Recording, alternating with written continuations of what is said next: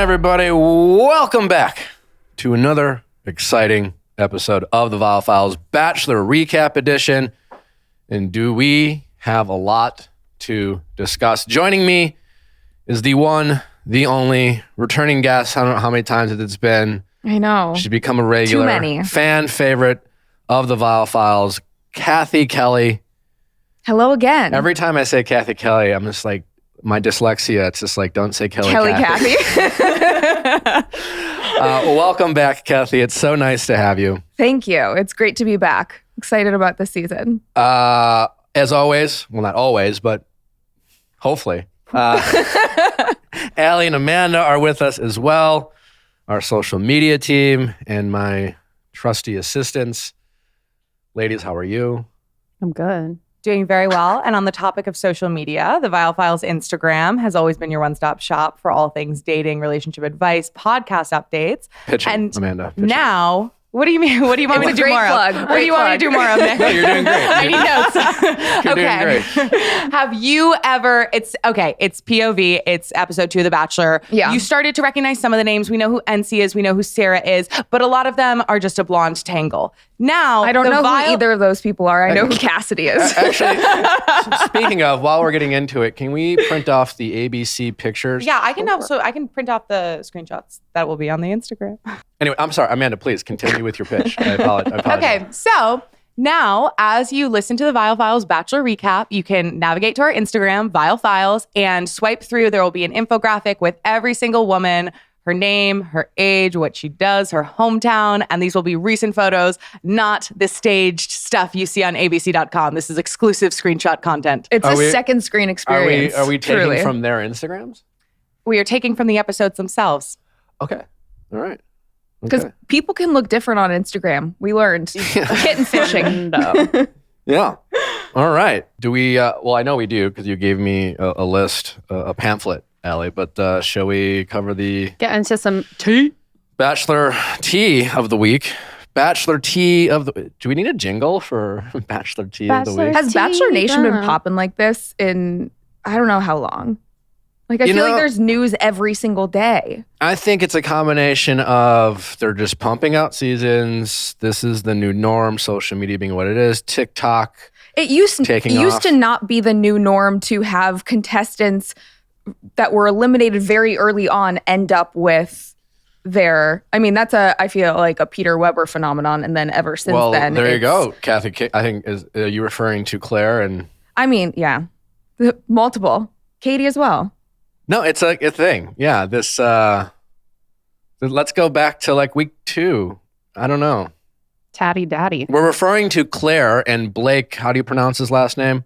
Monar? I just know him as Taddy Daddy from Bachelor in Paradise. Are dating.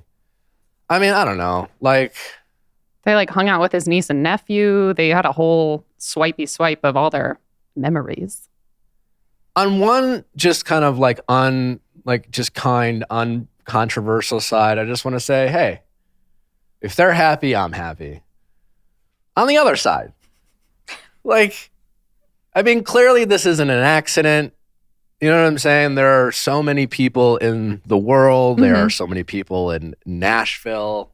Doesn't this guy live in Nashville? I have no idea where he lives. I know that he's a hairstylist, and that was he's a hairstylist. That was part of the thing of people were saying, are they dating or are they coming out with a hair product? Oh. And that was the question. I mean, listen, like clearly people in Bachelor Nation, when they date or hang out, they elicit rumors and speculation. They get in the news. We talk about them on podcast. So there's always the question, is this authentic? And then in Bachelor Nation, there's a little bit of, it's authentic, but like also it's not a coincidence type of thing. Like, I don't doubt that they probably even like each other or hanging out, but come on. I mean, I get that there's, plenty of single human beings out there that she could date from. But it's also, dating is hard nowadays. Like, you lucked out, I feel like, but it's very difficult to meet new people, especially during a pandemic. And that's just her dating pool, Sure. Like it's similar to, I feel like, going to a very big college. And there is the relatability factor, although this Blake guy was barely on Claire's season and had a cup of coffee on Paradise. Although, like, and quite frankly, when he was on, he had an unceremonious exit on Paradise. And then my lasting impression of this Blake guy was after his exit on Paradise, he posted kind of a problematic Instagram story. It was like him in the weight room, like pumping, doing curls. Yeah. And saying something to the effect of like, when you don't like simp or something, something like that. Because Tia wanted more and he was like, no. Yeah, it reeked of toxic masculinity. And bitter masculinity. Yeah, it's just like, okay, all right, buddy. But hey, I wish them nothing but the best. I'm going to go ahead and guess at some point we'll be talking about the breakup. And if it gets off the ground, who knows? Well, you think it's off the ground? Claire has a habit of falling hard and fast. Okay. As we we've seen with Dale. I suspect if they are in fact dating, there will be a level of intensity, kind of run its course, and then it'll be loud in its exit. Got it. As well. Mm-hmm. Is my guess. Okay. Like, who knows? But hope I'm wrong. Wish them nothing but the best. Kick off 2022 with a better checking account with no monthly fees. I'm talking about Chime, an award-winning app and debit card with no overdraft fees, foreign transfer fees, monthly fees, or service fees, with over 60,000 fee-free in-network ATMs at many locations like most Walgreens, 7-Eleven, CVS. You can access your money when you need it, where you need it. You can also send money to anyone, even if they aren't on Chime, fee-free for you and no cash-out fees for them. Ooh, gotta love that. Make your first good decision of the new year and join over 10 million people using Chime. Sign up. Takes only 2 minutes and doesn't affect your credit score. Get started at chime.com/VIALL. That is chime.com/VIALL. Banking services provided by and debit card issued by the Bank Corp or Stride Bank NA, member FDIC. Get fee-free transactions at any MoneyPass ATM in a 7-Eleven location and at any Allpoint or Visa Plus Alliance ATM. Otherwise, out-of-network ATM withdrawal fees may apply. Sometimes pay anyone instant transfers can be delayed. The recipient must use a valid debit card or be a Chime member to claim funds. Eligible members can overdraft up to $200 on debit card purchases and cash withdrawals with absolutely no overdraft fees. We're always talking about like ways to do like routine maintenance on the things that, matter most to us, especially in relationships, dating someone or marriage or a long, new relationship. Maybe it's a long distance relationship. And if we are mindful every day to do a little bit of work on that relationship or just a little bit of appreciation, it can go a long way. And Relish is an amazing app helping couples do just that. Natalie and I are big believers in keeping things fresh. So we prioritize staying connected and staying on top of our relationship. We do that with Relish. I think in every relationship, we get into our patterns and routines and we forget to like ask new questions. We'll say things like, I know everything about you. The truth is, hopefully we're continuing to learn and grow as individuals, and we have to make sure we're reminding our partners that we're always growing and so that you're growing together. And Relish is giving you great conversation starters, great prompts to check in with your partner. You can find out new things with comparison quizzes and games. It helps you learn how to open up more and communicate more effectively. I mean, how many arguments have you started in a relationship or just have been involved in where it's just simple miscommunication? And Relish is helping you communicate and understand your partner better and better each day. You can get more connected and more loved through Relish, a fantastic new app that everyone on Instagram is talking about, which helps you communicate better, understand each other more, learn important relationship skills that nobody else teaches you. I can't say enough about how cool I think this app is, and I do think anyone in a relationship could benefit from this type of technology. Relish is offering our listeners 50% off their Relish subscription. It's half off, people. Go to hellorelish.com/VIALL to receive 50% off today. That is hellorelish.com/VIALL. Speaking of exits, Marissa and Riley, they've been dropping some clues online that they're no longer together.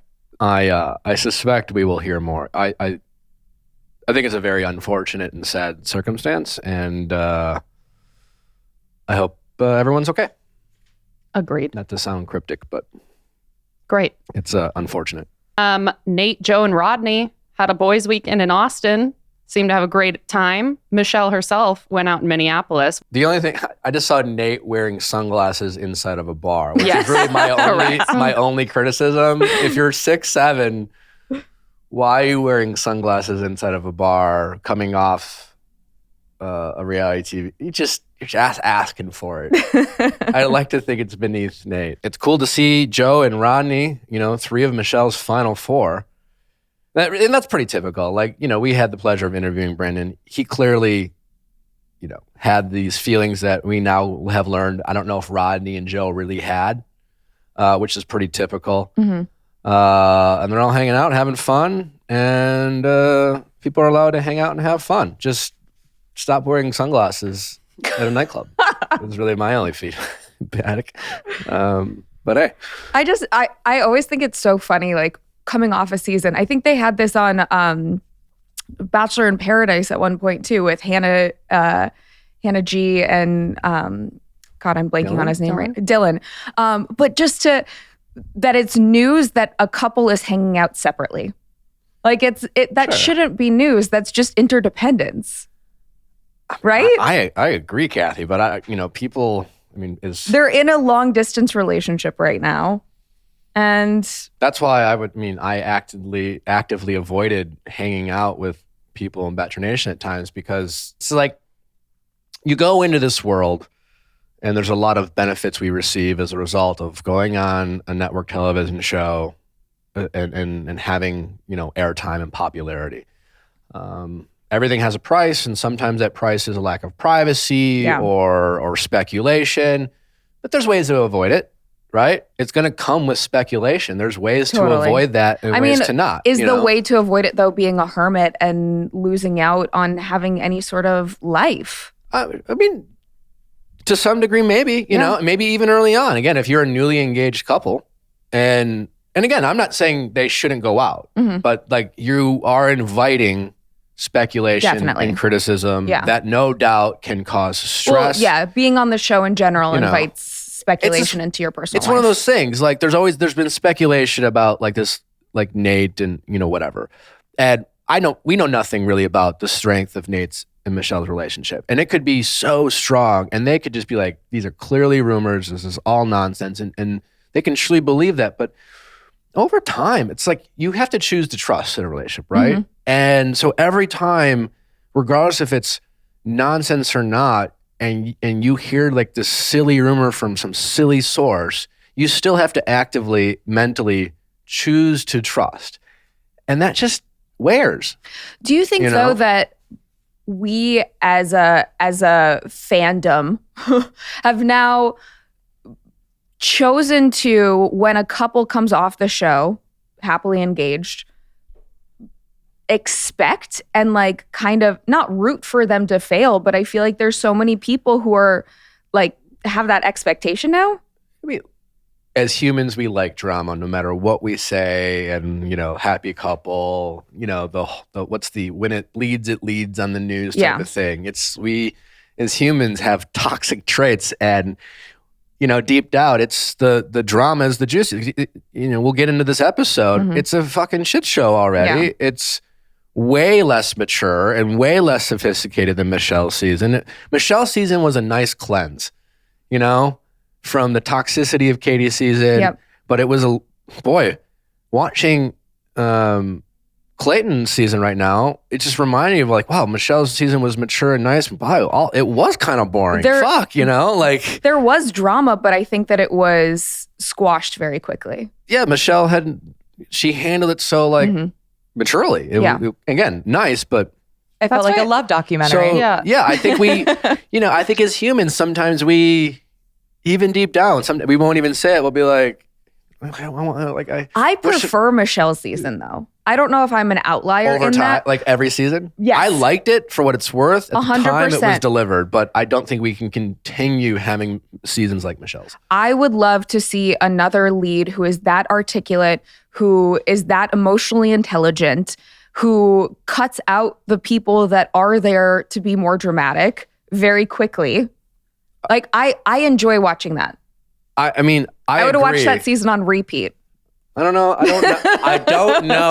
I don't know if you would, but I have to take your word for it. Yeah. But I'm confident saying the masses that might be where I'm at in my life. I would rather that than watching the manufactured drama, because there are some moments in especially episode 2 that felt like it was manufactured, and Clayton didn't know how to react to some of it.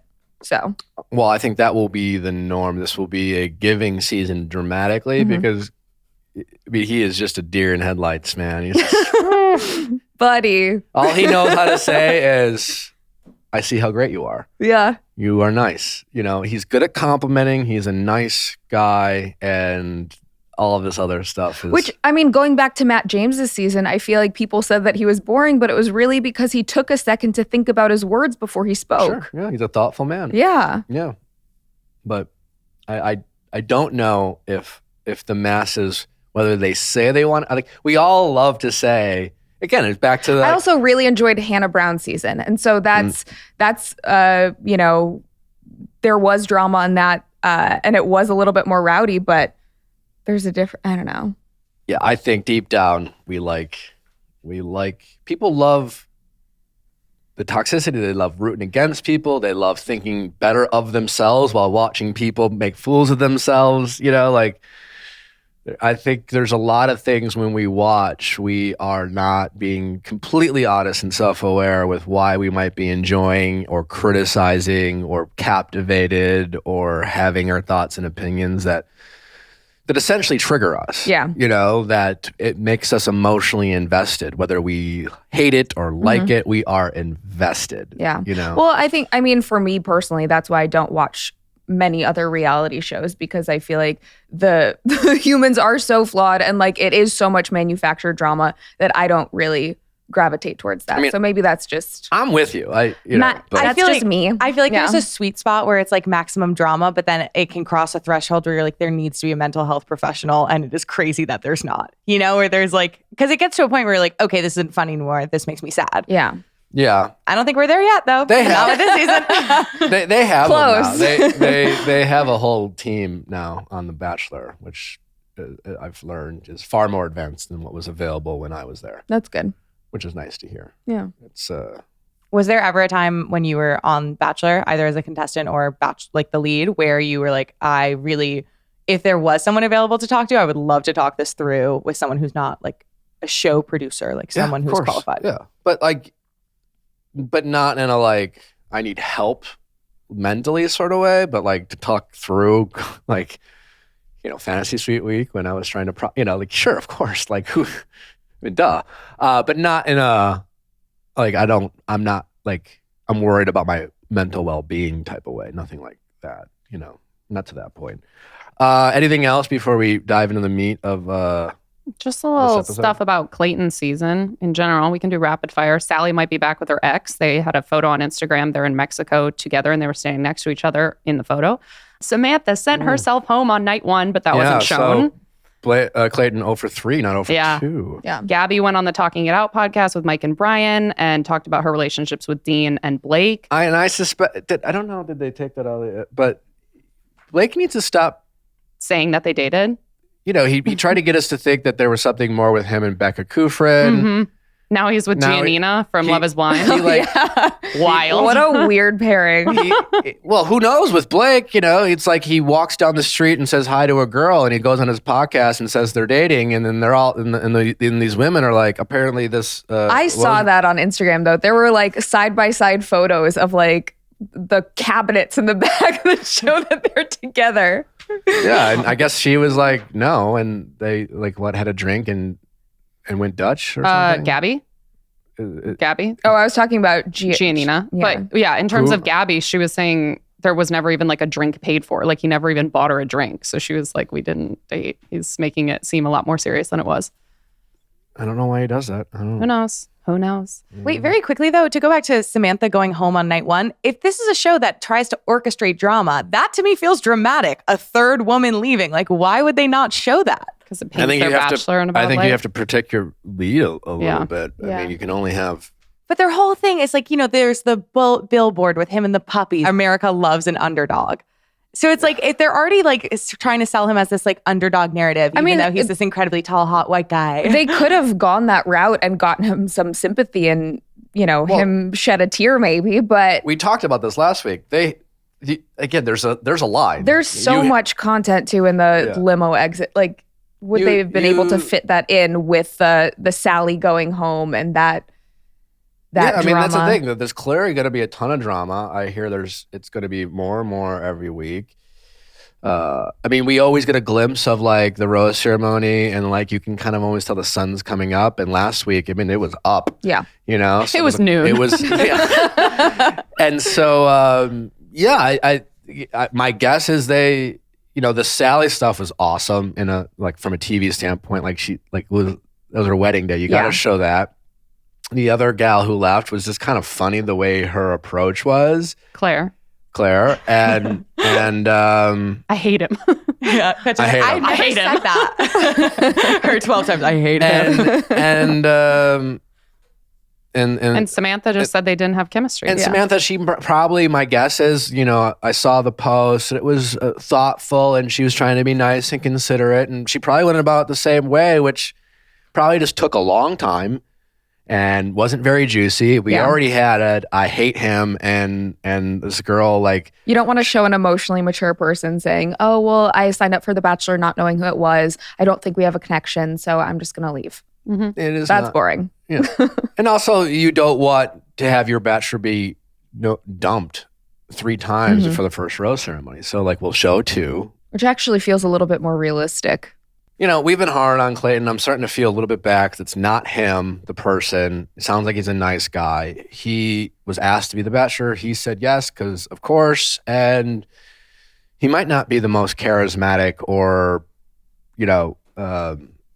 sought after Bachelor that we've had. And, I don't know. He has this opportunity to date these, 30 attractive and, eligible women that I think a lot of people are wondering, would he have the opportunity to date these women in real life? I don't know. I feel like he would be fine in real life. Yes.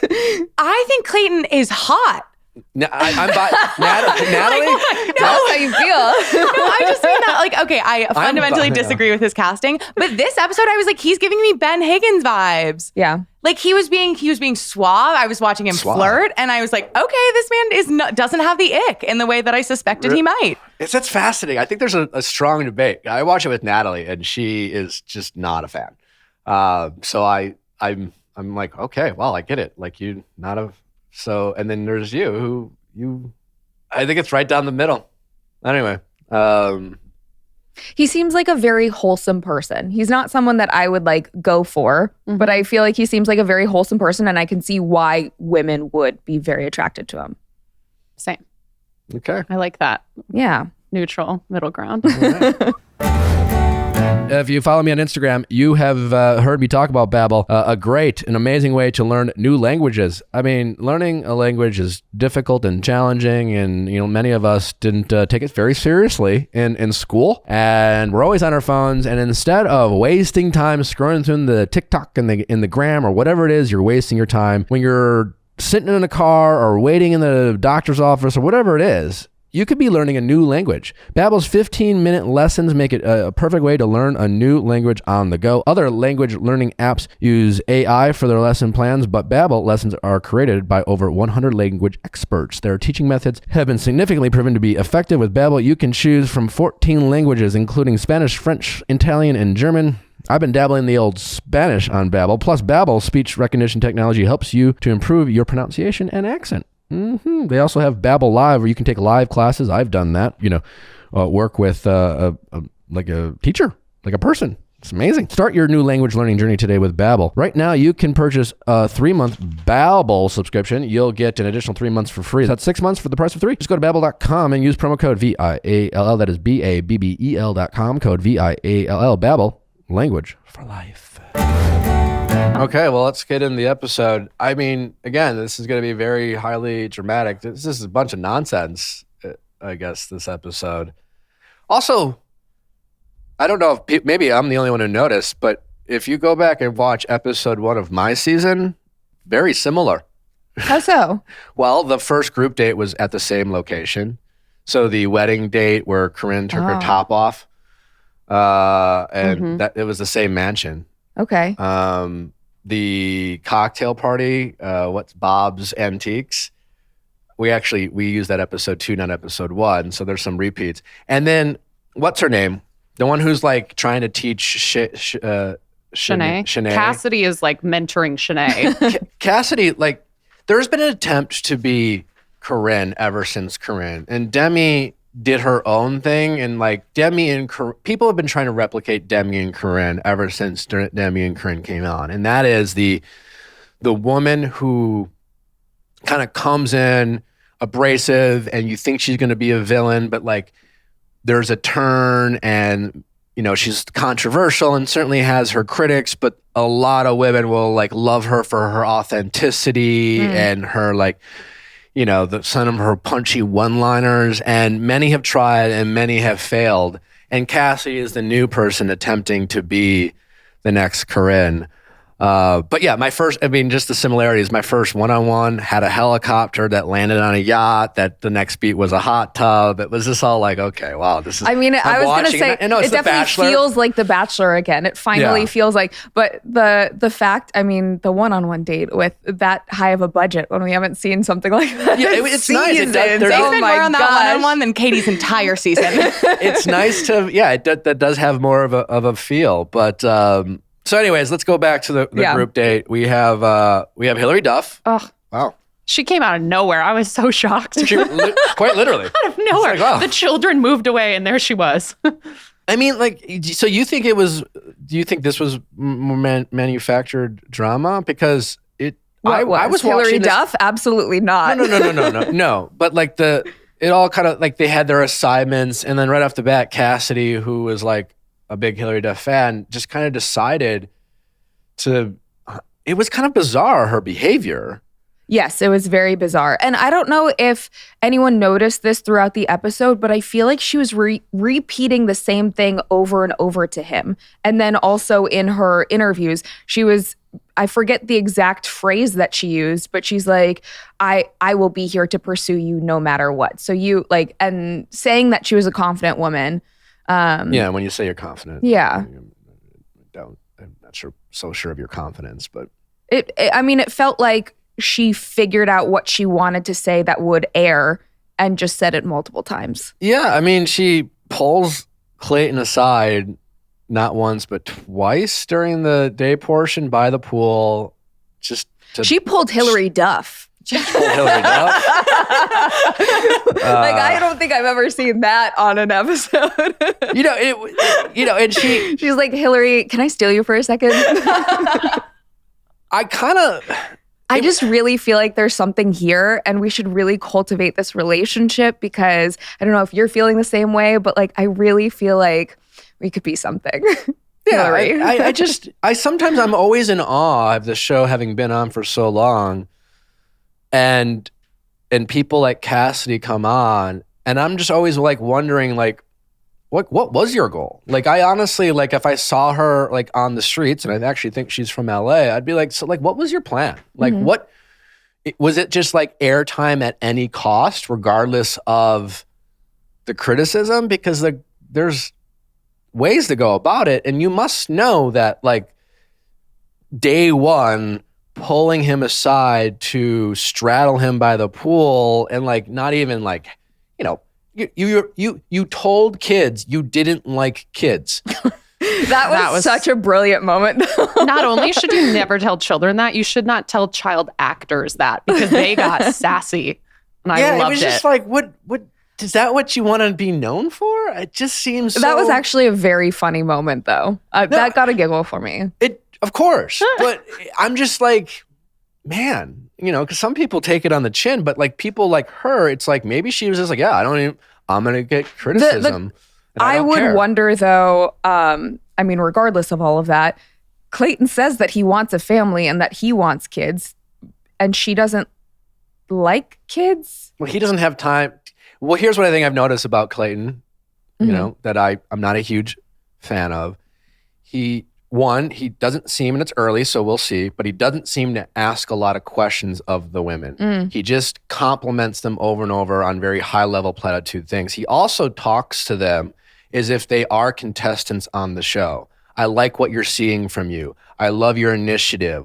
It's like a lot of sports and coach speak. It's not a lot of like, hey, I'd love to learn more about deeper. you and ask questions and follow-up questions about the things they see. It's making out and I'm the Bachelor. It's like he's learning how to date in real time. Yeah, but he's talking to him like he's taking a little too the Bachelor role too seriously, and it is what it is. But he seems to be unaware of the power he holds and not attempting to try to remove that power, and speaks to them as if they have to show him why they should be eligible for him. Okay.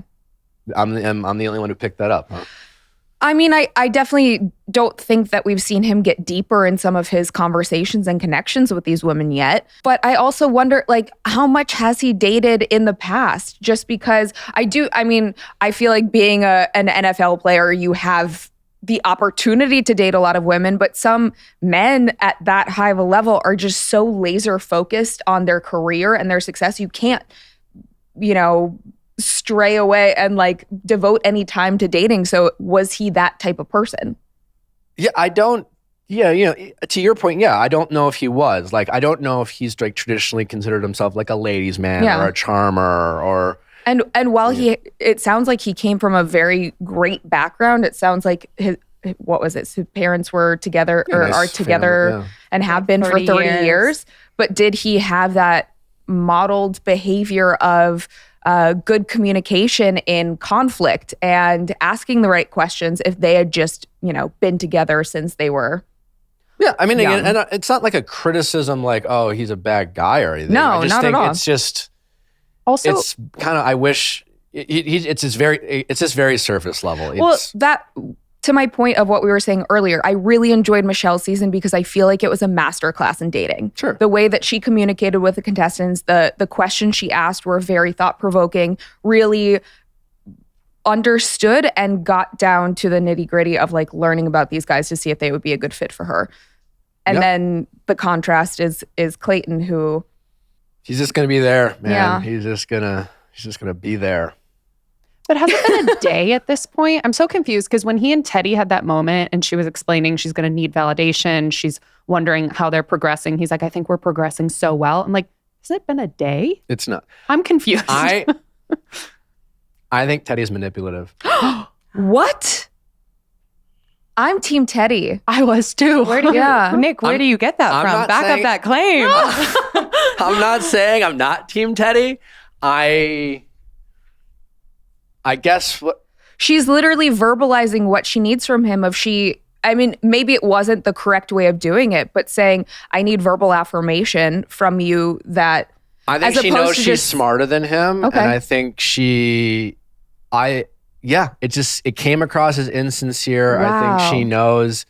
I think he really likes her. And she said something to your point that was like, it didn't make sense why she was saying it. She's like, I'm getting emotional when I see you talk to other women, something like that. So she's talking about her emotions. I mean, if you're a guy who likes a girl and she's just like, I'm getting emotional and you want to do something about that. So, I guess she's in the driver's seat with Clayton. Like she got the first impression around. And when I say manipulative, I'm not like, oh, I'm just saying she knows what she's saying, and the words she says that come out of her mouth are thoughtful, and it makes Clayton chase her, which I guess is good, but it's not. I don't think it's some sincere thing. You can't be sincere because clearly, unless we think that Teddi is emotionally not intelligent and incapable, like that, she's actually getting emotional because Clayton, she's one of 30 people. You know what I'm saying? It's day 2. It doesn't make sense that she is so emotionally, caught up in her feelings. I think she is a smart, capable woman who knows what to say to a guy that she is competing for his affection and how to stand out. I disagree. I know people are going to... Yeah, I know. I'm Team Teddi. I know everyone likes Teddi, and I'm not saying I don't like Teddi, and it's controversial to say that about a fan favorite, but I don't believe... I think she was saying things because she knew it would elicit a reaction from Clayton. I think she knew what she was saying, and that's why I call it manipulative. But she had her shoes off. Like, there was some real intimacy there. What does that mean? To me, she was a bitch, but she was barefoot. No. I just mean that, like, she had, like, the fact that she was, like, had her legs draped over them, shoes off. Like, that to me demonstrates that they have, like, a level of comfort with one another that is, like, has developed very quickly. And so I think you can also read it as she's trying to be communicative and honest and open with her emotions and like let him know where she's at authentically. Does that also have the added benefit of getting her some validation and like engaging him in the chase? Sure. But I think, I think if it were dishonest, it would be manipulative, but I don't think it was dishonest. You think she was actually getting emotional to the point where she needed to say that to Clayton? Emotions... You're speaking of the range of emotions as if she was sobbing into a toilet. Like she just said, like, emotions can be like, I was a little bit jealous. That's an emotion. That's not what she said. I was like, there's a little like ting, like that was made me sad. That's what she said. She goes, I'm just getting emotional right now thinking about you. She was talking to him as if it was like week 5. And as someone who's gotten a first impression rose and know what that's like and know what it's like to go on a date the next day, like I got an impression rose from Andy. It validated me. It felt very special. I was excited. And I still didn't know anything about her. I had no connection. I was still nervous around her. I got like the 3rd one-on-one. And when I went on that date, I felt like I was still like about to meet a celebrity. You know what I'm saying? Like, and she has I know people are going to disagree with me on this, but it's not normal what she said in the context in which she said it. And I think she is a very intelligent person who I don't buy the authenticity of what she said to Clayton in that moment. Interesting. And by definition, I guess you could call that manipulative. Does it complicate things that she's 24? Does that change your opinion at all? No. What do you mean? I just think like, she's on the younger side, not like the youngest contestant we've ever had, but I think she seems everything we've seen about Teddi seems very impressive and very, I don't know.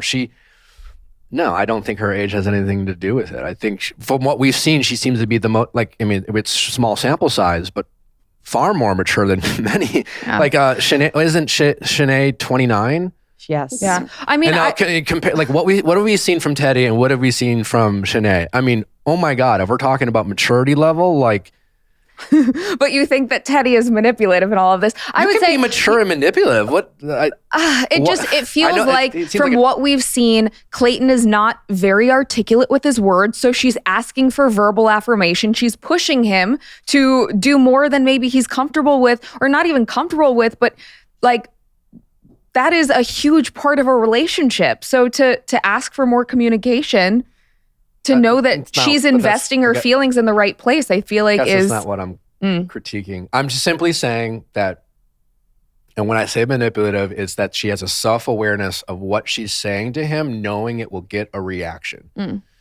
That's what I'm saying. Okay. I'm not saying she's a bad person. I'm not saying she is completely disingenuous. Like everyone in this room has said something to a dating partner, and everyone listening to this podcast has been manipulative. I'm not saying she's a manipulative person, but like in that moment, what I saw, in my humble opinion, was manipulation of Clayton. I think if she was crying in the corner and saying, it's so hard seeing you talk to these other women and like hold their hand and kiss them, that would be manipulative. And that would be someone who's not good at being manipulative, trying to be manipulative. And I think Teddi is very... but by that definition of like, how someone's going to react to what you're saying, then isn't anybody who's very self-aware and perceptive to people's emotions then manipulative? Yes. Again, I know I'm going to like... You all kind of gasped when I said that about Teddi, as if like, 1 out of 20 people can be manipulative.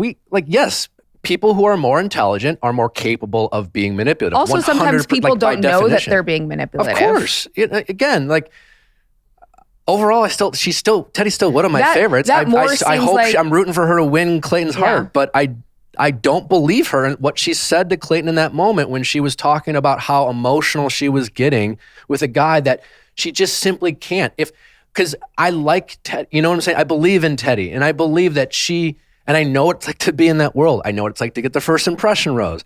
And I know just how little time they've had spent together. Yeah.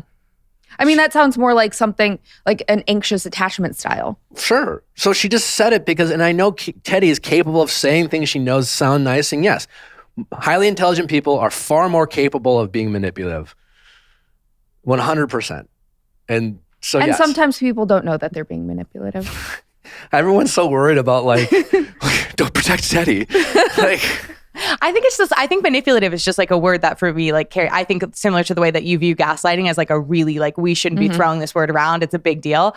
I think the context with which you're right. And you're not saying this, like you're saying it's, you know, we can all be manipulative and it exists on a spectrum. But like, I think the way that I've heard it used is usually in like taking on a much larger context and like indicating something a lot like graver in a relationship. Sure, yeah, and I'm sure we'll have a lot of discussions and reactions to this discussion, but I don't mean it like that, and we've all been manipulative, and if we can't name it and call it out and have discussions about it, like, manipulative doesn't mean narcissist, you know what I'm saying? It's like, there definitely is a spectrum. I think we need to be able to like, I mean, children manipulate their parents into giving them ice cream. Yes. Yeah, you know?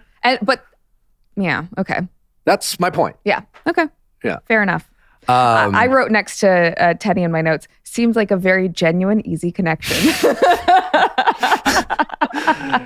and I suspect that overall Teddi will look great, but as someone who spends a lot of time, you know, talking about this stuff and looking at and you know, that's my humble take, and I could be wrong. Did anyone else like burst out laughing when Cassidy said, "I'm not here to decorate a birthday party. No one is paying us"? Yes. As if it was like a job.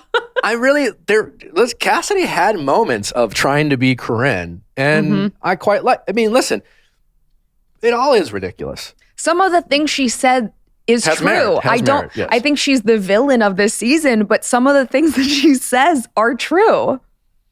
Yes. So it's just how you go about it. She overstepped it. She did, you know, like, again, these people who are trying to be the Corinnes and Demis, like, the reason why you haven't seen a lot of it, because you got to give credit to the Corinnes and Demis, like, call it a skill or whatever. You know, they knew when to pull back. They were actually funny. Or like, you know, Cassidy she said something that was true, and she said it to women who overreacted to her behavior. Like, why is and she even said it, but why is like Genevieve and is it Mara? But she was like invested in Cassidy's behavior, which is like, just ignore. Wasn't Genevieve her partner though? No, Gabby was. Genevieve made the cake, and I would be pissed too. She dropped it. She didn't make the cake. Okay, Genevieve decorated the cake, and I would be pissed too if some girl who's, instead of doing her work, is like stealing the Bachelor. Okay, that's your choice, girly. But then takes out the cake that I made and drops it. Like, fuck off. I'm not saying don't have an opinion. I'm just saying, of course she'd be mad. I'm just saying their reaction, they gave Cassidy more, they invested more in Cassidy than they should have. If one of them had said, "You are not a team player," that would have been a valid argument. But some of the things that they were saying were like, "Oh, you went and talked to Clayton instead of doing your work." Like that, that's not a valid argument because that's what you're there for. So she could then argue her point of, aren't we all here to do the same thing? Yeah. It's a tale as old as time on The Bachelor. They literally give people They just weren't good lawyers in and the situation. Assignments. Yeah. And they tell you, whether, you know, Jesse Palmer now, hey, at some point, Jesse Palmer is going to come out and he's going to talk to the women and say, hey, time is limited. Use your time wisely. Take no prisoners kind of thing, you know? And then the show is going to edit them and then and show other women getting mad at him for like literally listening to the host of the show. And we're all going to like... I don't think Clayton likes her though. But his body language has been so telling this season. And when they were sitting next to the pool, he was sitting like away from her. Straight up. And she was like trying to put her leg over And I think that he knows that he has to keep up appearances because he is the Bachelor. And she's the one that made the first move. So now that they've kissed, he's like, whatever. I'm just going to do it. It's for the show, but I see no connection there. And I think that even later in the episode, which we can get to, when I forget her name, came to him and said, Cassidy has a friends with benefits back Sierra. home. He almost laughed. I Like it really looked like Sierra. he was just like, this is hilarious, you know? But then why did he give her the group date rose? Well, I'll tell you why. As we've mentioned in previous... What I will say is what I've said before. There are two types of group date roses. There are drama roses and there are love roses. And that was 100% a drama rose. And I Who would have believe gotten that the rose second... other's on the date? Serene. Serene, He gave her okay, a yeah. shout out. I did like Serene I a also lot. really like Serene. I know the super teas wanted us to believe that Serene might be a villain. I hope that's inaccurate. I really like... She's a school teacher, yeah. But what an epic villain. Oh my God. You think she would be? Oh, the school teacher villain? Well, because she's so polished and powerful and smart and seems she's really stunning. kind. Yeah, Like if she's she was a stunning. villain, that would be She's a model, epic. too. Yeah. I really like her. I hope she goes far. But yes, that would be. But I don't see it. I don't. She seems too, polished And genuinely good. genuinely good. And like, like I think the hot messes are plentiful in this cast. And I do believe that one of these women will go after Serene. They will be jealous of her and the attention she's getting, and they will say crazy shit like, about her mental health, like ADHD or something, and we'll get into that. But I don't see her actually being a villain. But who knows? Who knows? But yes, I think 100% Cassidy got a drama rose. Corinne got a drama rose. I mean, it was like when I was watching, the beats of this episode were just like really very similar to episode 1 from my season. Can I say Gabby is also excellent television. She gives great sound bites unintentionally I forget my dreams a lot. So I'm really excited to learn about dreams. I think Gabby will be on for a while for that reason. I don't know if there will be a real connection. Yeah. But I think she is good soundbite. I think she will... I mean, listen. She just seems like fun. It's not a coincidence she dated Dean and then either had a drink with Blake or whatever, but she seems to be willing to insert herself, as we said last week, in situations, and that is a valuable resource to have in this world. All right. Mara's going to self-destruct by... Oh, yeah. That was the other thing. Well, that's what I'm saying. Like, it was just like, I'd be mad at Cassidy for the cake, but when Cassidy got the rose, it's date 1. Yeah. Woman has got to get it. And do you, I'm really curious. I don't think everyone watches the show who goes on. I think I remember Vanessa always saying how I never watched it. And I just remember being like, well, babe, I don't know, that was particularly smart. And like, at least do your research, whether you're a fan or not, And so, whether you're a fan of the show or you've at least been like, you know what, I should probably watch a season. And it just takes one season to watch to like recognize that this shit's going to happen. And why is she getting so, she's a, she seems like mature. She's like, well, how is Cassidy versus Mara? You can see it on television, but then it's one thing to actually be in that environment and be so thrown off your game. Mara is 32. And Cassidy's how old? 26. Okay, so but you'd think, she'd be like, you know what? Maybe it would be easy in that environment for Mara to be like, I used to do silly things like this. You know what? I'm not going to let this bother me. Yeah. But she was incredibly triggered. Yeah, and I think she even said that. She was like, this feels like college again. And I think it's like, I think with people who don't form an instant connection with The Bachelor, they don't have that much to go off of with that. So it's like they turn to, what do they have around them? Like women. Yeah, but it's tough to watch. It's so early. But great for us. Yeah, who gets the one-on-one? The one-on-one. Susie. We got helicopter yacht situation. Helicopter yacht situation. We truly are back on The Bachelor. I don't know. Like, there was like, I guess, was anyone else kind of confused by her? Her dad got sick. Yeah. Mm-hmm. And then recovered, got to hold the grandson. It seemed, I hope her dad's okay. And I don't know what she went through. It seemed like a strong attempt at a sad story. Not so much like we've had some real tearjerkers before. Do you think that that's a product of her trying to make a connection and tell him what she's been through, that family is very important to her when he's not asking questions? Maybe, yeah. Because it didn't seem like, it seemed like she offered that information. It didn't seem like he was saying, hey, are you close to your family? Tell me what your, family dynamic is. I mean, I don't know, but my guess is it seems like talking about like who watches, who doesn't. I would guess that she's seen 10 seasons of The Bachelor, knew the assignment, and came in. But I felt like she also turned it into what she looks for in relationships now. She talked about growth and progress and how those are ongoing, and she keeps building and growing. And it wasn't just the sad story. It was fine. I guess it just kind of like, I thought we were going to it's date one, the first date. And usually like there's a reason why that first person, there's always a reason. And clearly like Clayton likes her. And sometimes, as we mentioned last week, the first one-on-one isn't always about the connection between the lead, but sometimes it's kind of setting the stage for, either Clayton's storyline or whatever. But it just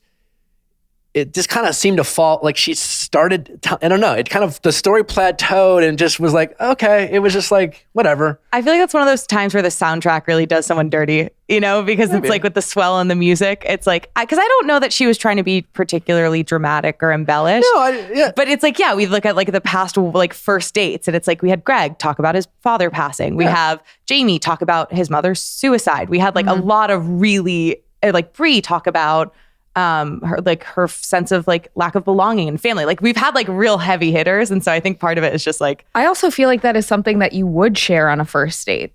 Like, what's that?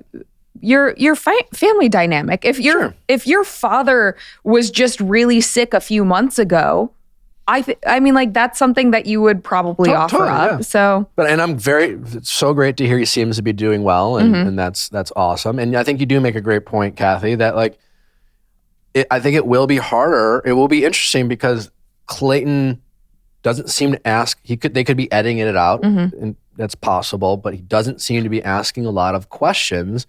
The thing he seems to be focused on compliments and being nice, and so that makes it more challenging for the women to be like, okay, well, I guess They have to offer up information. I'll talk and I'll tell you what I think I should say about myself. And I also think that there is some sort of connection that maybe we haven't seen on camera with them yet outside of this one-on-one date, because it was enough for Cassidy and Shanae to have that conversation of who do you think got the date? And immediately it was Susie. Yeah. And then Cassidy was like, fuck. So like other people in the house see some sort of connection or just see Susie as a threat. I think it's probably more the latter. Both. Perhaps. Night one, you don't see really any conversations. Yeah. I would say if I saw Clayton and Susie walking down the street as a couple, I'd be like, oh yeah, that makes sense. Yeah. I mean, exactly. It makes sense. She's a beautiful woman. She seems nice. When we all met Susie, I feel like Bachelor Nation as a collective thought, watch out, this is someone to watch. I was going to say it seems kind of like Hannah, Ann, and Peter without the toxicity. Like it seems like, and I know a lot of people have been comparing her to Kayla Quinn, Hannah Brown as well, but Kayla Quinn in personality. I didn't hear that. Yeah. Just maybe. Very sweet. Yeah. Yeah. Even Clayton said on the date in his interview, it felt right. It feels right. I'm like, doesn't he say that about everyone? I feel like we're going to get a lot of Clayton platitudes, We could probably do a montage by the end of the season. How right it feels. Honestly, all the generic things you could take his clips about any date and any woman and put them on someone else, and you would not know. Yeah, you should do an interview clip or him talking about a woman and then guess who he's talking about. And I guarantee it would be 0 for 10. That's a good point. I think the Cassidy and Shanae, I think they see her as a threat. And again, there's just it's highly unlikely they have anything to go on because they almost certainly didn't witness the conversation between Clayton. I mean, there's no time in night one. It sounds like there was so much drama. There's just, and his connection with Teddi, if anything, was she got the first impression rose. Yeah. I think it's just more the threat of another blonde who they're like, a caramel blonde as opposed to Susie also said blondes. she was the class clown, and I don't know if that got edited out, but I haven't seen any craziness from her.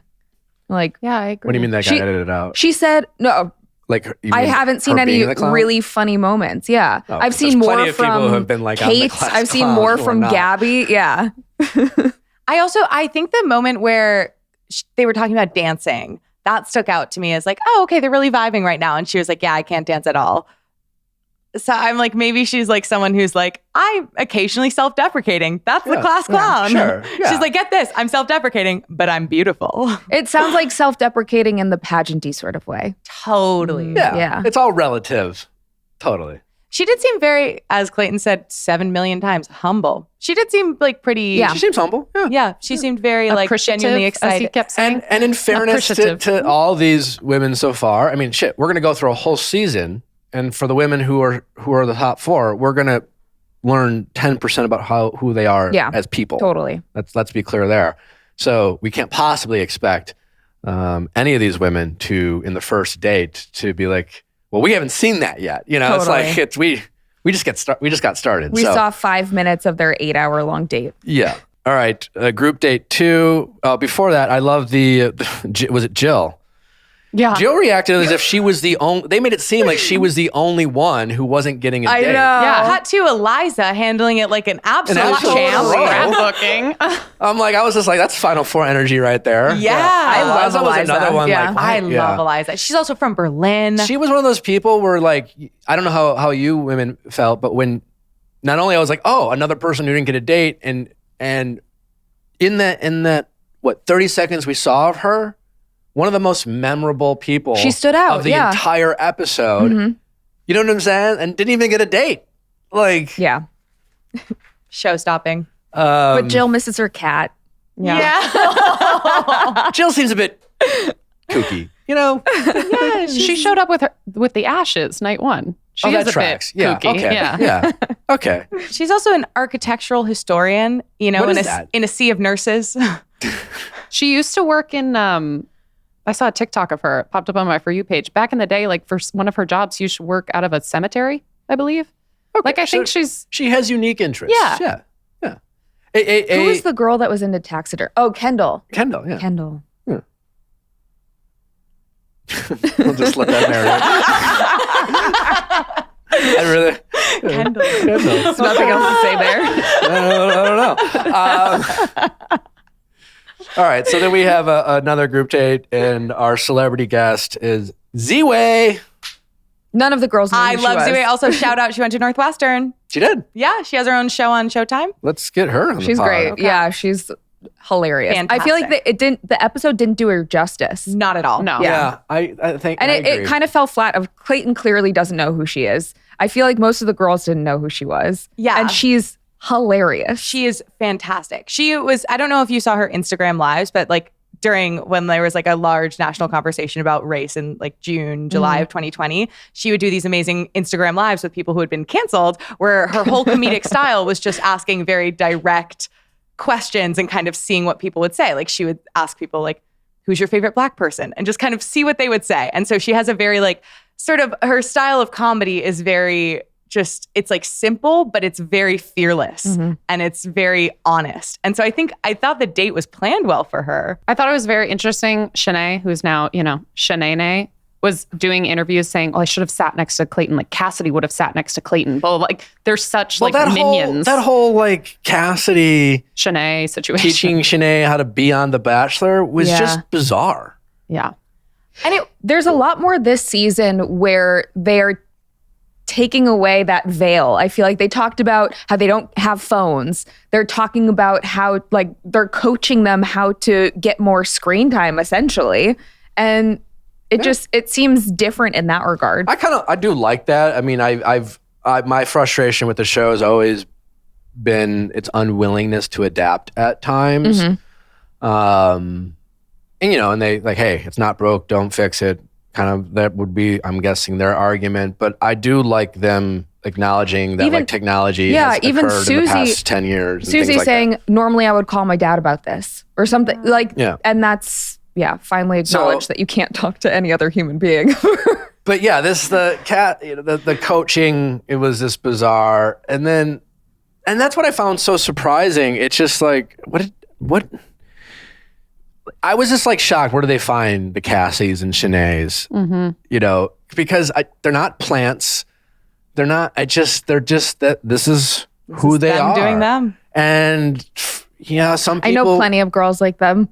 Yeah. I guess some people take it on the chin when it comes to the edit, where it's just like, this is a bad soundtrack and out of context comments. But like, I don't think you could say that about Cassidy and Shanae. No, it was just. I was really looking for that in the episode too, of now knowing in interviews, if someone's not on camera, just doubt that is said in that moment. Correct. Or in that context. But there's stuff said by Cassidy that is directly like, you see her lips moving to the words. You also see how different her demeanor is when she's in confessionals and with the girls versus when she's with Clayton. She's different and around Clayton. No, but did other people notice that? Like, I was really struck by that. Yeah. I mean, I was just kind of, the whole thing was. Because like, I tapped out on Cassidy.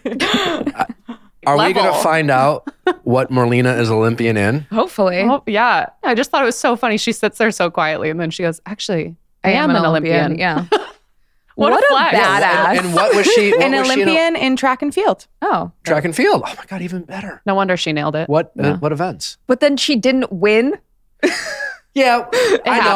I analyzed that very that's closely. Really unfortunate. I think she didn't know that when you fell off the peanut butter jelly situation, then you had to go back to the start. Sure. Because I think she would have been more careful. Also, just listen to your. Yeah, thank you.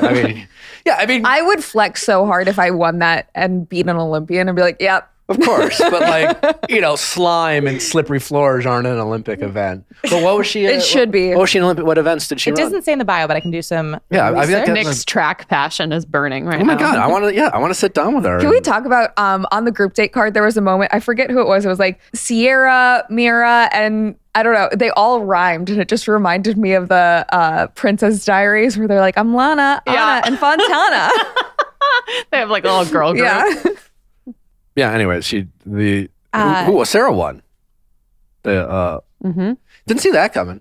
No. Sarah's a ringer. She was one of the people who's very heavily featured in the Super Tees. No, yeah. I mean, yeah. I just she won the obstacle course. I think she's going to be around for a while. Yeah. I mean, speaking of age, very 23? emotionally mature for 23. Yeah. At least so far, what we've seen. She's also making bank. Do we know that for sure? Well, she's a wealth management advisor in New York. So, there are different scales. I don't know if the bios. I mean, who knows? She absolutely could be making bank. That field would suggest that it's possible. You can also be like a bank teller and be like, I'm a wealth manager. Yeah. We don't really. Girl, you work at Chase. And not that we're doubting her at all. But if we're going solely by these what do they call them? Names or the chirons. The chirons, thank you. Then we don't know. Well, that was something that back when Bennett was on, how he was like this like guy who made such a big deal about being rich, and kind of goes to what you say on the Ask Nicks about like having conversations about finances. Is that something that ever happens on The Bachelor about like, hey, are you in debt? How much money do you make? Can we afford to relocate? I liked your story the other day. What's your credit score? Yeah. Ask that before you get engaged. They don't talk about it. I don't even think they would air it. Again, I think that's silly. I think they should talk about it. I think that's a missed opportunity. Like, why not? It's a real thing. But that's also, most couples don't, what is it? There's like 5 things that people usually don't talk about because they are taboo before you get engaged, but they're things that make or break a marriage. Religion being one of them. Finances being something. We're just not taught to talk about that. Yeah. And it's very important. I think, I'd love to see that. Yeah. Also, I would love to see, Natalie joked with me. She's like, if, just as we're watching, and she's like, if you ever cheat on me, I am going on this show.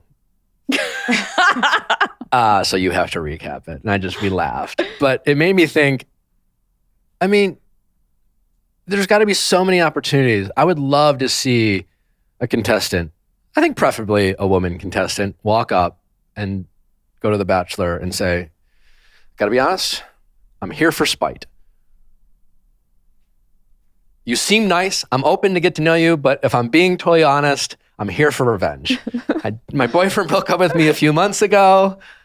He's a fan of the show. In fact, he looks up to you, and that's why I'm here. And again, I'm open to getting to know you. I don't know you at all, but I'm 100% here for revenge. And I think that would play so well with the audience, and she would immediately become a fan favorite. And she could still be there for the right reasons. But would they keep her around? I don't know. Who knows? It depends. It depends if there's a spark. If there was, that would be so funny. Yeah. And great and honest. I'm here for spite. Mm-hmm. That would be great. Well, let's get into the game. Shit. I mean, the Sinead thing. It's just the self name is it's fucking weird, and she's been there for a day, and apparently she's like she kind of weirdly gives a speech to the other women about this like discovery of this alter ego. And then the bad dance, it's an attempt to be, because he said he loves a confident, assertive woman to Cassidy. So Cassidy is like, be a confident, assertive woman. And that is Shanae's version of what a confident, assertive woman is. I guess. She did wiggle. We learned that Clayton loves a wiggle dance, and she wiggled. And I will say, there's something, and do I like Shanae? Not at all. But there is something about being like, when they're like, can you do the dance? Yes. Doing it right there in front of everyone. I would not. No, I would never. Not. Did it borderline on feeling just bad for Shanae during this episode? A little bit. Yeah, but then we got into the whole so Shanae tragic. Elizabeth situation. Well, that's what I'm saying. It just, and I mean by feel bad, it's just like, she seems completely unself-aware and emotionally sensitive in this very, high-stakes environment where it just kind of felt, at the end of the episode, I just kind of was like, ugh. It was, we kind of root and watch to like want to like hate watch and critique and whatever. It made me sad towards the end of the episode when Cassidy even said, hey, I'm not on your side with this. Like that made me sad of like, I wish that there was someone there who was like, hey, but I don't know. And then let's get obviously the ADHD. I mean, props to Elizabeth. She handled all of this just really quite eloquently. Mm-hmm. I love how I butchered that. Both elegantly and eloquently. I agree. It was both. Yeah. And how she mentioned that she had ADHD, and then when we got back to the group, she's like, "You said I have ADHD, and now I do have ADHD." I wouldn't be mad if someone told other people that I had ADHD, though. You know what was fascinating about this is the discussion around obviously mental health, and when we kind of out ourselves about anything to anyone. Like, it's not their information to share with a larger group, right? Yeah. That's just a general like lesson we should have. And then, we get into like mental health. It's a step up in terms of privacy and respecting that. And then, we're talking about ADHD, which, it's a highly diagnosed thing. It's often self-diagnosed. I mean, misdiagnosed.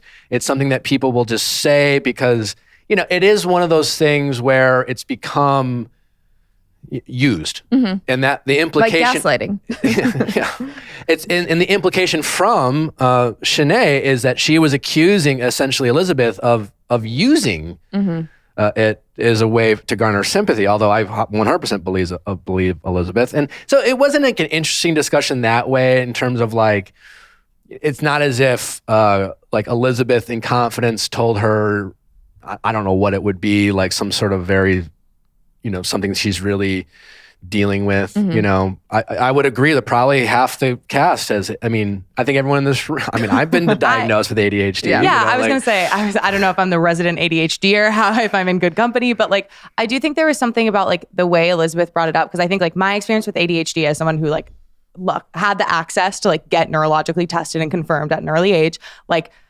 it's something that I think can be a real source of like vulnerability and weakness, and that you feel like a lot of your worst qualities and like things that you are so frustrated with yourself are like linked to.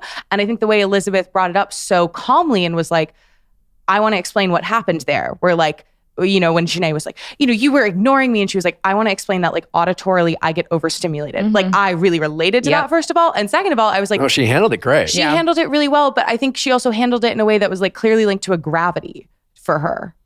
Like she's taken the time to identify been an issue and in the learn. past. Well, yeah, I mean, and you're right. Like when at an early age, being like the things that my friends would make fun of me for, zoning out, spacing out, like looking for my keys while they're in my hand because like, those all became insecurities of mine. So like, yeah, I get it. But you're right. To that point, she seemed to have this like, yeah, no, literally I've invested a lot of time in working on these things as a result of this thing I have. She even validated Shanae in that moment of saying what you're feeling is valid. Like you should, like, I'm glad that you said something, but at the same time, she didn't apologize for it, which is good.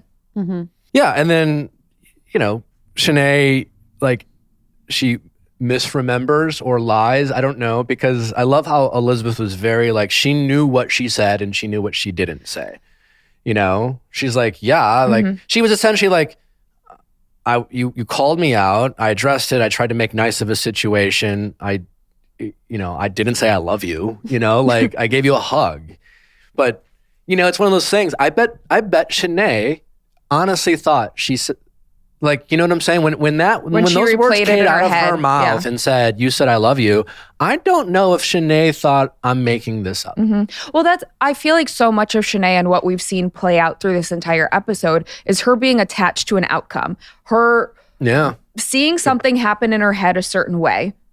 And then when it doesn't play out that way, getting very upset. And that happened on the group date. And then it happened again in her conversations with Elizabeth. Yeah. It was nice to see the collective, the women kind of come together in defense of Elizabeth and kind of... I don't know that it was handled that well towards the end once it was the rose ceremony. I don't know if anything's going to be handled all that well this season, but I think we can just try to give some credit when there seems to be some level of I think it was maturity. I think it was good though, because we saw like Elizabeth showing this like endless patience, and like even when she said, she was like, "You're coming at me for like not talking to you when you literally pushed me over in a challenge." Like they showed that replay. It's slow motion, and then Shanae admitted to it. Yeah, I pushed her because I wanted to win. And I think there's a certain degree where Elizabeth was like, "I feel crazy," and I think that like bringing it like the group kind of being like, "No, it was inappropriate." The way you like kind of were like, "She has ADHD." Yeah, and like when the quote, someone was like, "I feel brain dead after that conversation." That was Kate. I want to be friends with Kate. She seems like the coolest. Kate's one of the blondes. Yeah. Hasn't gotten much screen time yet. But yeah, it has a lot of good comments. Mm-hmm. Yeah. Seems sane. Kate and Lindsay. We love a good sane girl. Even these pictures, Kate and Lindsay, I can barely tell the difference. Oh, yeah. Lindsay seems to call it like it is too. Lindsay D. rather. Oh, I was... Lindsay W. I believe Lindsay you're W. referring to. Yeah, Lindsay D went home night one. Yeah, Lindsay W calls it like it is, but also like she still stood up, walked away, and cried, which is like, come on. It's like, geez. Yeah, just sit back and let these women make you look good by literally just sitting there. Just embrace it. Don't get up and enjoying the insanity by crying just because, you haven't got your time yet. If I was sleep deprived, I would probably cry too. Yeah. I was like, sometimes you gotta cry. Sometimes we are dealing with people who haven't, because at night one you get no sleep. They literally stayed up all night, and then you get an entire day off. But I don't know, like both when I was the Bachelor and on Andy season, when I experienced that kind of all night long thing, you don't sleep the next day because your adrenaline is just kind of pumping. Being sleep deprived messes with your head more than alcohol. You essentially start the season off with like not sleeping for 48 hours, and then you go into and getting like shoveled champagne. Yeah. And again, they give you an entire day off to sleep and do whatever and relax. But I couldn't, and I think some people could, but I didn't sleep. I got maybe 3 hours of sleep in the first 48 hours. Yeah. And I imagine, it's not a really restful sleep either if you're used to being in an environment where you're home alone in your bed and then you have how many roommates? Yeah. Can't be bunk easy. beds. Yeah, none of whom you trust yet. Yeah. I mean, they're filming you too. Well, speaking of trust, I don't know. I think Cassie really trusted Sierra. Yeah, she did. Wild stuff. Like, we're what? Huh? First of all, why are you telling anyone? Yeah. Why are you? Also, going back to her different kind of personas, I felt like even the cadence of her voice in that like tape sounded completely different. Like she was just delivering her words completely differently to Sierra. That was actually than she's done on camera. That was one that I looked at because you couldn't see her her mouth move at first. So I thought that it was the audio was taken from a different situation, but then she turned around at the very end and you could tell that it was completely synced up. Yeah, and that was a good catch. But like you had like a witness in Sierra being like, yeah, she told me this. I also credit to Sierra for going up to Cassidy and saying, we don't see that often. I said this about you. Mm-hmm. I love that from her. High character stuff from her. Meanwhile, Shanae talks to Clayton. And Clayton immediately pulls Elizabeth. They're like, what happened? She's like, nothing. I didn't say anything. Yeah, I really liked that from Sierra. And then, the episode ends with has anyone ever taken a rose back before? Do you think she gets the immediate boot, or do you think I think Jesse Palmer was like, I don't know, I haven't watched the show. He's like, I'm a happily married man. Yeah, if you go back and you watch his reaction, he's like, I don't know. Yeah, all he knows is he's happily married. He's happily married. I did love what a weird thing for them to force on us in the first two episodes. Before the rose ceremony, all the girls saying that they were hoping that the night is devoid of drama. Oh, yeah, of course. But seriously, do we think? I assume she's going to be gone. Or is it going to be the Hannah and Luke P situation where he gives her another chance and all the girls are like, why? He hasn't even approached her yet about it. And I was kind of curious because I couldn't tell whether he believed the Elizabeth situation. So now this is another time that he's being approached within a couple day time span. Is he going to believe it? But this is like the Elizabeth and Shanae situation was stupid, right? Yes. It was, She has red flags. It was a red flag day. There was no specificity, and Clayton's just like, I don't know. I'm supposed to ask you, like, what's your version? I don't know.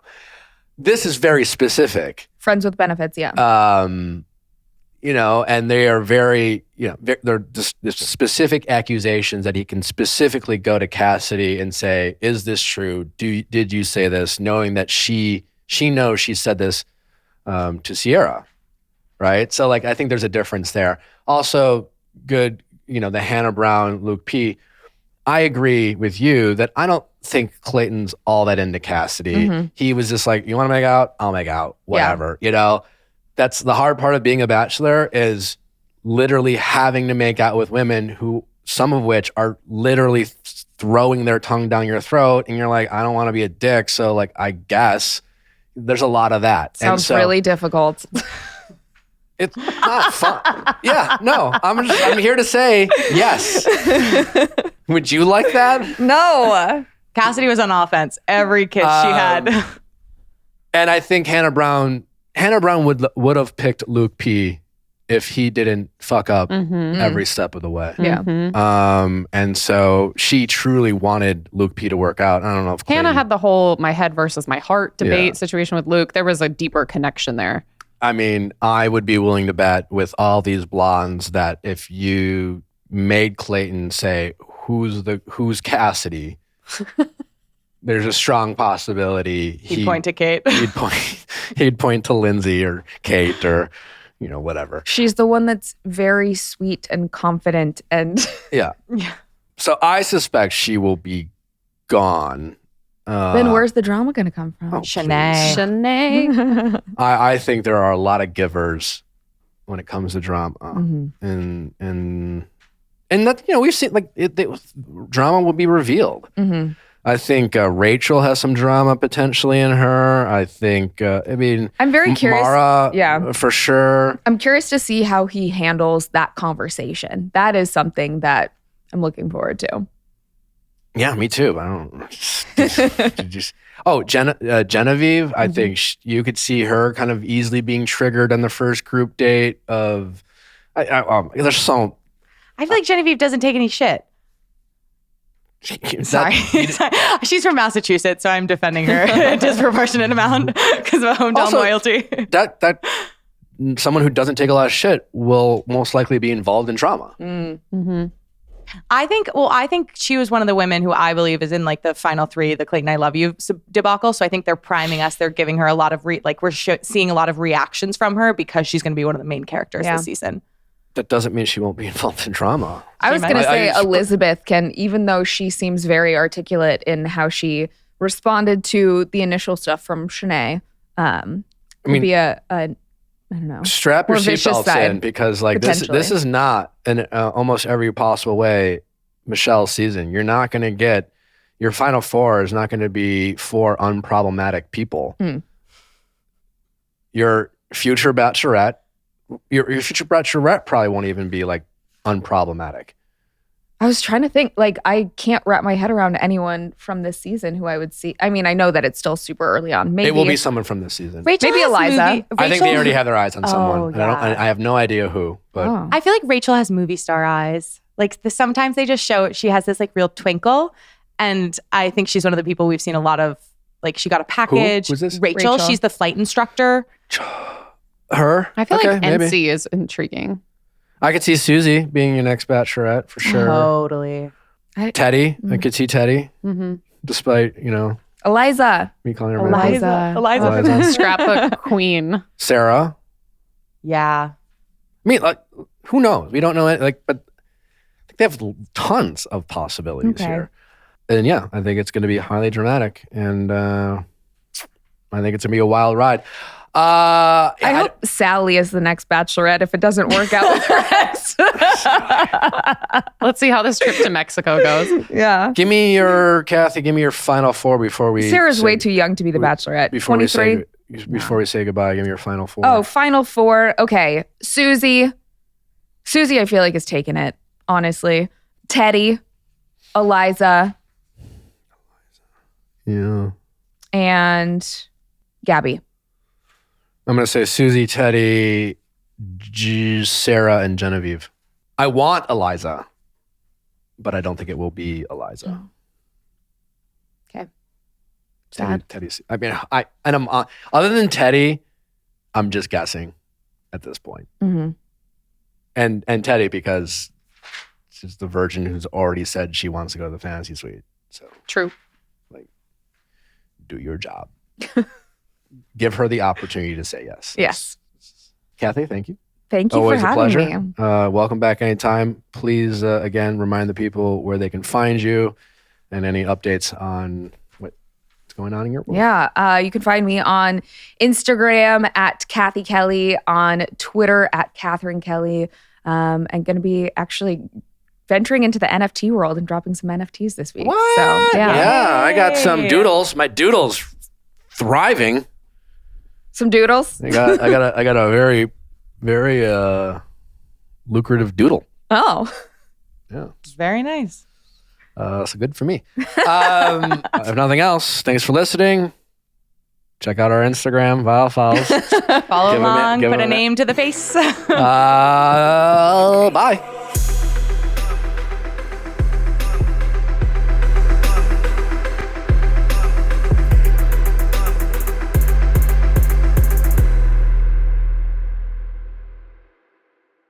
Hey guys, thanks for watching. But before you go, make sure you like, subscribe, and ring that bell so you don't miss any future videos like our Mondays Ask Nick, especially if you're looking for some relationship stories and relationship advice, as well as our Wednesday interviews with your favorite celebrities and experts. See you next time.